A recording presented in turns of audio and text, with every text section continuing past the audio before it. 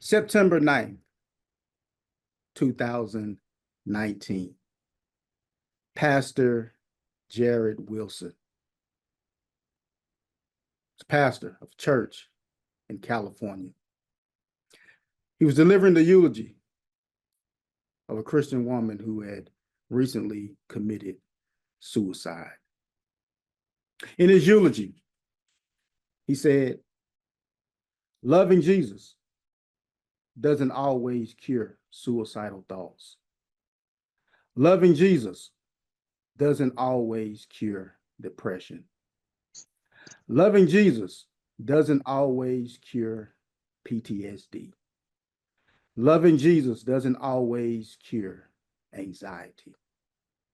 But that doesn't mean Jesus doesn't offer us companionship and comfort. He always does that." Sadly, later that day, Pastor Jared Wilson, who had just delivered the eulogy of a Christian woman who had committed suicide himself. He was only 30 years old. A few days after his death, his wife, Julie, posted a video on Instagram. She writes in her Instagram post, "I can't go to sleep, so I'm watching this video over and over again. I took this video Monday night around 7:30 p.m. You're with our son at baseball practice. By 11:45 p.m. that same night, my sweet husband, Jared, had gone on to be in the presence of the Lord." You see, suicidal thoughts and mental illness is not just for the select few.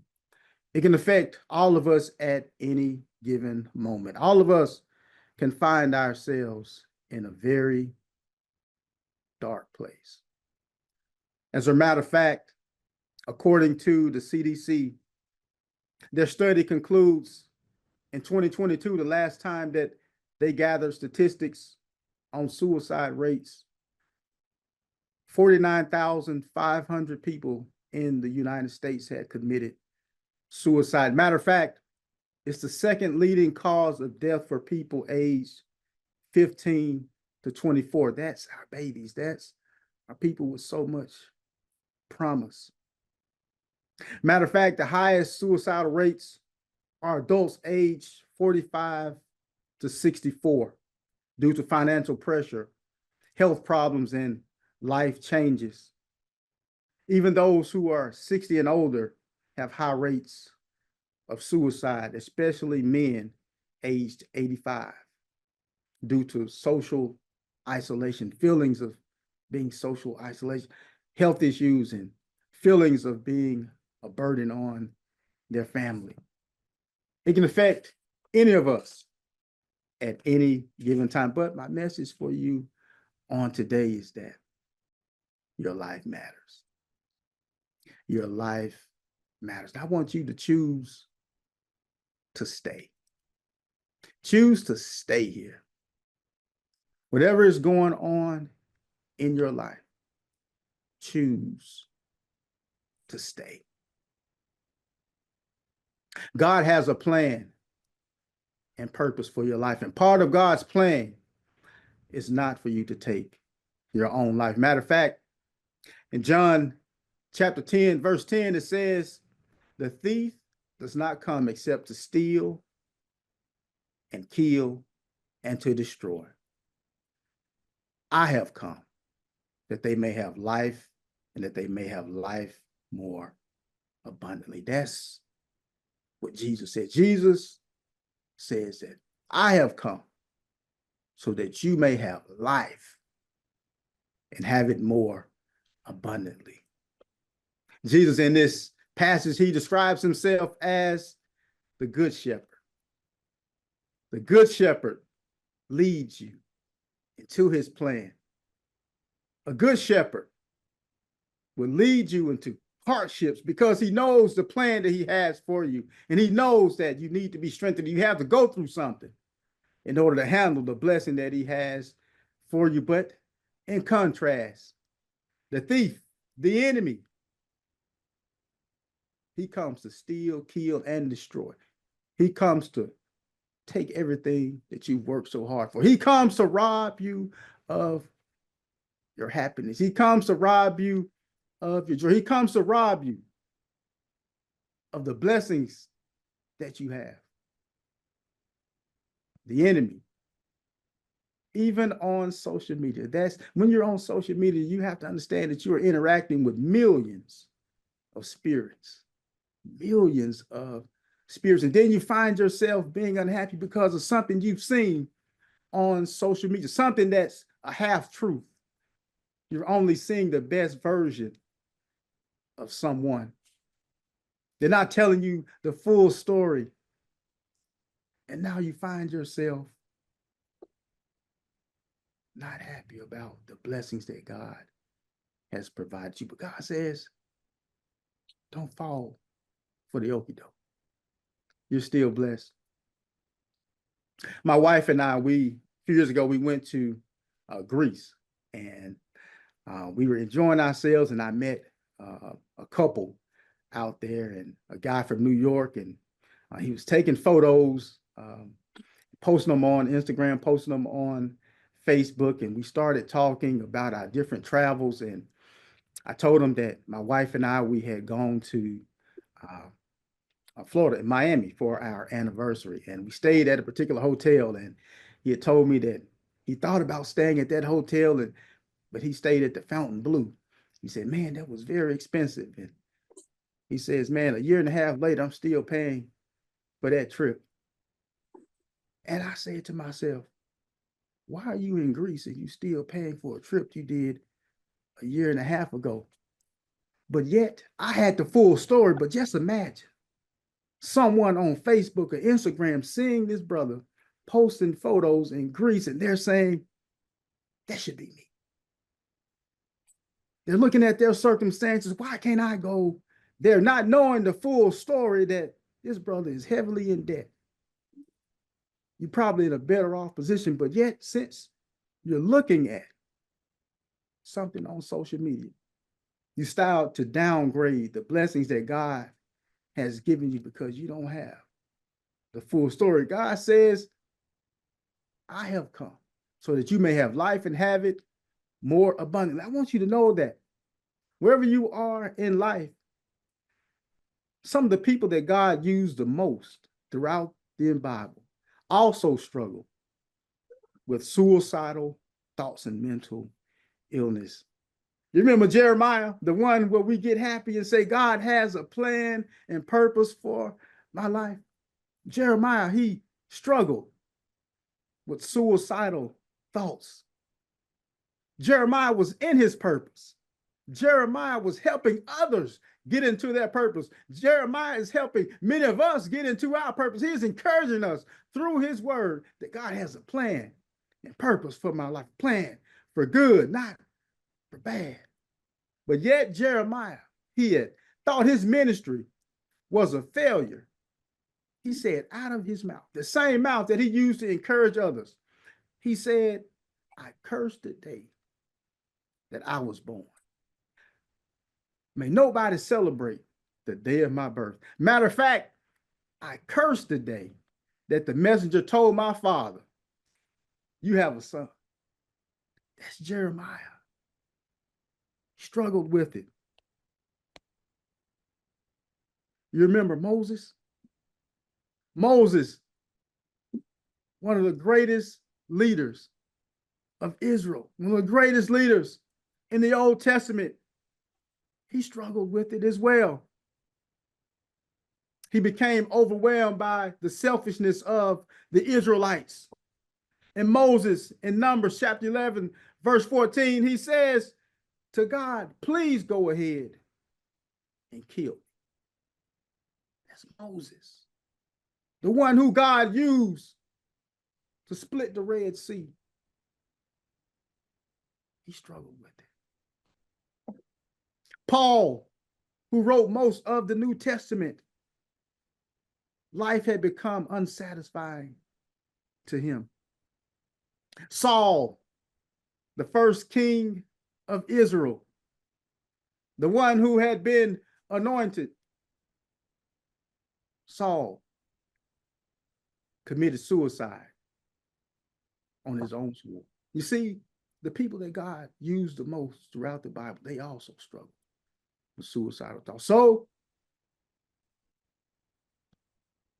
that means that any of us at any given moment could also struggle with it, just like Jared Wilson. One moment earlier in the day, Jared Wilson was delivering the eulogy of a Christian woman. He encouraged the family. But later on that same day, he took his own life at the age of 30. And all his family had left, his wife had left, was a video that she had just so happened to film with him playing with their son at baseball practice. So all of us can struggle with it at any given time. I like it. It's a nuance of Ecclesiastes chapter 3, verse 8. It talks about there's a time for war and a time for peace. The old folk, they say, prepare for war in a time of peace. Prepare for war in a time of peace. And the war that we're battling, the war that's in our mind, the war of suicidal thoughts, the war of mental health. Prepare for it now. That's why you have to have a word in you. You have to know that God has an abundant plan for my life. That's what helps you stay. And so if you're struggling with that on today, hear me now. Make the decision right now that you're going to stay. I'm going to stay.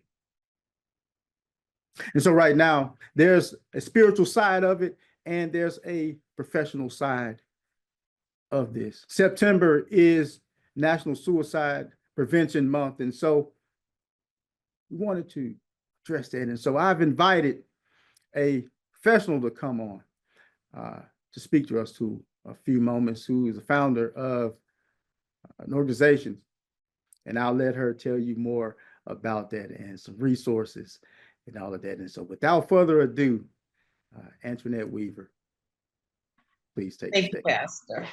Thank you, Pastor. I thank you so much for having me here this morning to share, as a professional, my personal story with suicide. As you mentioned, I'm a licensed professional counselor. I've been doing that for about 13 years now. And unfortunately, on July 13th, 2020, my life was also impacted by suicide. I was preparing, it was my first day of work. I also work with the educational system. So it was our first day back at work for the year. And I got a text from my son, Kameron, who was 29 years old at the time. And he just texted, "I'm sorry, I'm tired, I love you." And when I returned the text asking him what was wrong, there was no answer. So immediately my heart sank. I just started to dial his number. I started to, try to reach out to get back with him, and there was no answer. So I put the phone down and it started to ring. And when the phone rang, I started to scream. And fortunately, my daughter, Aaliyah, was here, and she came in and she picked up the phone. And that was someone informing us that he had just shot himself and that they were rushing him to the hospital. So in that moment, I had to jump into go mode. So I started to call around the hospital. I tried to call around to his friends to see if anyone knew what was happening. And I was told that he was being transported to an area hospital. When I called the hospital and I was connected to the nurse, I asked, "Is he at least stable?" And her response was, we're doing our best and we're waiting for you to get here." But in that moment, I knew he was gone. And so I had to prepare for the inevitable. And so many thoughts went through my head. Like, what do I do now? How do I grasp this? how do I even move forward with this, knowing that my son, my firstborn, was gone? And so when we got to the hospital, that information was confirmed, and we got to spend time with him. And immediately I was flooded with shame. Shame because I was a therapist and was not able to save him. My shame that I spoke with him every day, and I knew what was going on in his life, and I knew he was battling with some depression. But shame that he didn't reach out to me and pick up the phone, because he knew that I would have talked him into staying, that I would have talked him through that crisis. Shame that I would have to share the story with other people, and knowing that the narrative behind the story would be that he made this choice because he had had a breakup, and it was him not being able or not being strong enough to overcome this breakup, when the reality is he was one of the most strong people that I know. In his 29 short years of life, he gave to this world more than many people have in 60 years. And so immediately I went into protection mode, and I tried to hide the truth. And so I didn't talk about it, even though as a professional, I know that those conversations needed to be had. You know, just as pastor, I know that your heart is in a great place, and you're bringing light on this subject. But even the words committed suicide shows judgment, and it shows the stigma attached to mental health. And so instead of being able to speak on that regard and educate people immediately about the concerns, with changing that narrative from committed, because we commit crimes, you know, it's died by suicide or took their life or succumbed to suicide. But again, I was not able in that moment to have those conversations, because I just thought about the shame that would be attached to him. I also had Christians tell me that because he made this choice, that I would never see him again, that he was destined to be in one place. So that sent me spiraling, where I became angry with God. How could I have begged for this son just 29 years before, as a 16-year-old mother, to bring him into this world, for him to be taken in this way? How could I be robbed of the opportunities to see him become a husband, to become a father, to see him use his master's degree that he'd earned to do good in this world? How could I not fulfill the understanding that I had, that he was a blessing to this world, and that he would give the world so much, but yet this was cut short, because in that moment, he didn't understand that what was happening with him in that moment was not a permanent thing. As you said before, Pastor, it was a temporary feeling that ended in a permanent decision. And so now, 4 years later, I'm still aching from the loss of him, from the loss of the hope and the possibility. And so for 2 years, well, actually about a year and a half, I couldn't speak on the topic. I couldn't be a therapist. I couldn't work in that capacity, because I failed my own son. But then I started to pray, which was a difficult thing for me, because again, how do I go to a God who has taken my child from me, who has allowed this to happen? I've been told many times that perhaps I wasn't strong enough, I wasn't connected enough with God for him to change these circumstances. I didn't pray enough.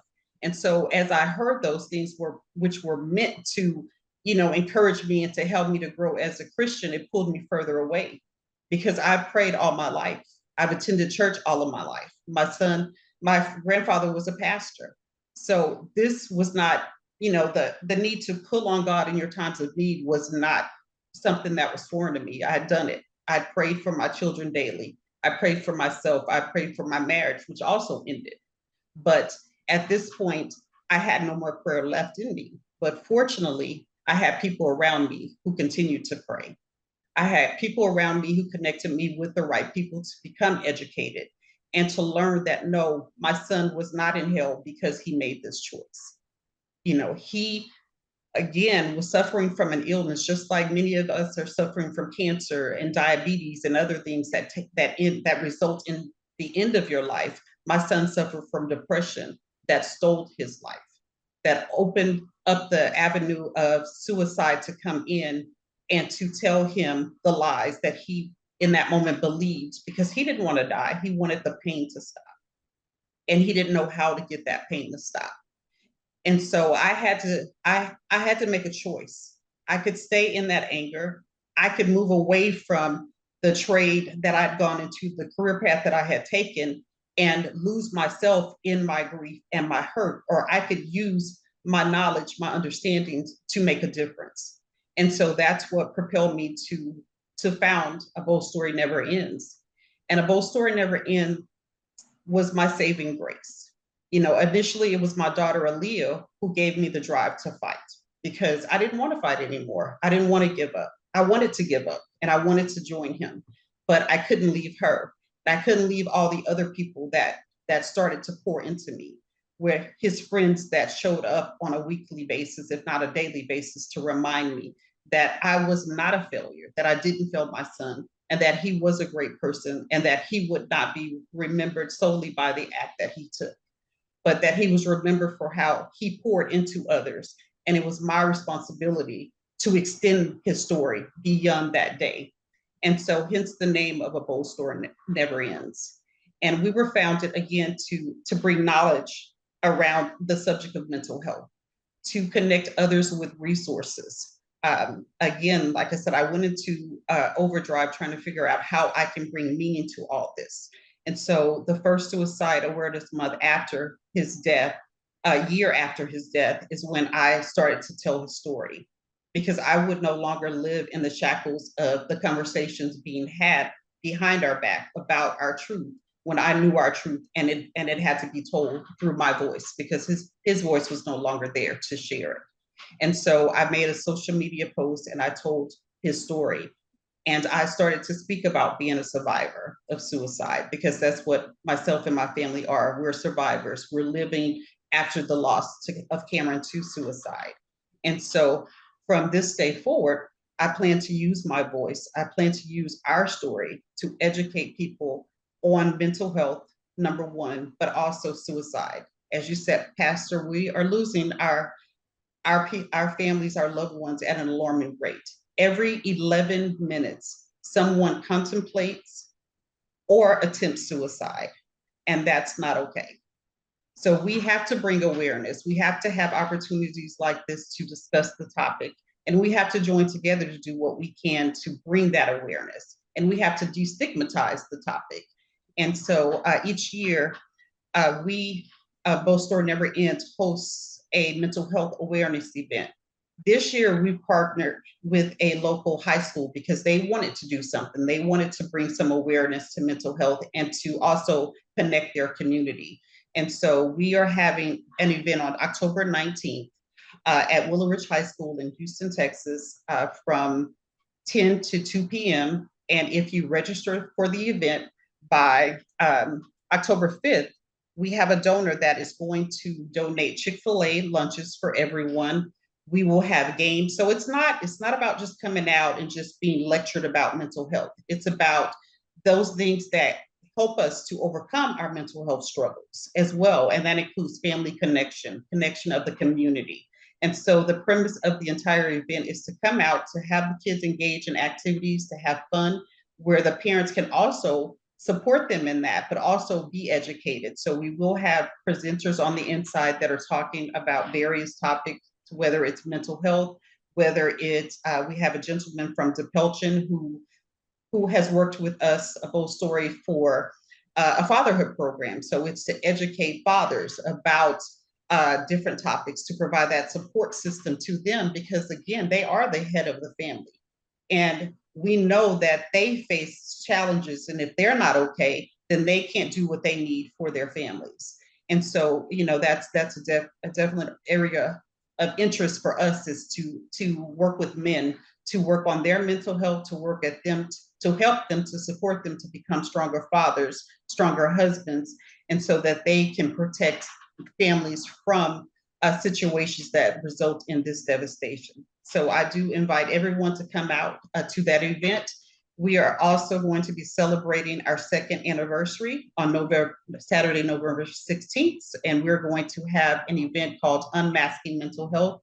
It is a mixer where we're going to, again, celebrate. There's going to be a time for us to just come out and just enjoy the fruits of our labor, because we've been working hard. The organization started with 3 of us, my sister and my daughter.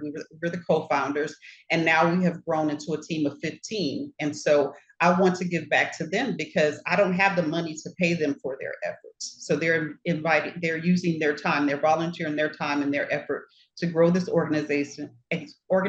So this is a time for me to give back to them and let them celebrate. And we encourage you to come out to celebrate. We will have vendor booths. We'll have vendor booths for both events, actually. And so if you're available, if you're in the wellness field, if you're a nurse, if you participate in physical fitness or anything that can contribute to that event, please don't hesitate to reach out. I'm sure Pastor will send my information. I also invite you to visit our website. I saw that Pastor put that in the chat as well. You can go on and learn about all that we do.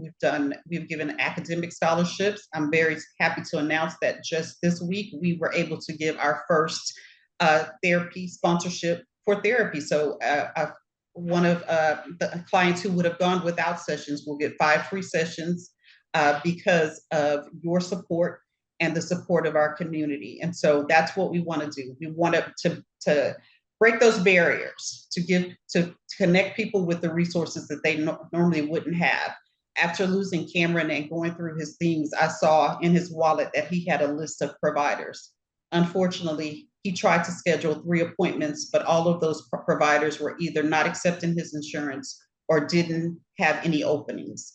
And so we want to change that. We want to be able to connect people to the help that they need.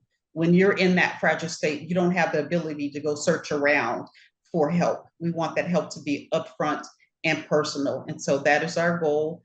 We're always looking to grow our team and for people to support. So if you can't commit to, another responsibility, it's okay. But if you can come and help us plan an event, or if you know someone who's a therapist who's willing to donate their time, or if you are into fundraising and you know how to support us to raise money so that we can continue to do this work, please don't hesitate to reach out. And thank you again, Pastor, for this opportunity. And thank you for, again, renewing the hope in me, because part of my anxiety, part of my healing was turning away from the church. And so to get up on a Sunday morning, to get dressed and to walk into that church, to be poured into, had become difficult. So thank you for understanding that. And thank you for opening this platform where I can log on with you and I can be fed to, and that on Wednesdays you reach out and I'm reminded that Pastor doesn't only just care that I'm here on Sunday, he's thinking about me on Wednesdays as well. And for those opportunities to pray, and I also to just reach out at any time that I'm struggling, and also to his family, because I know that without his family, he couldn't do the work that he does. So thank you for allowing him the space and to be a blessing to all of us who need it. So thank you again.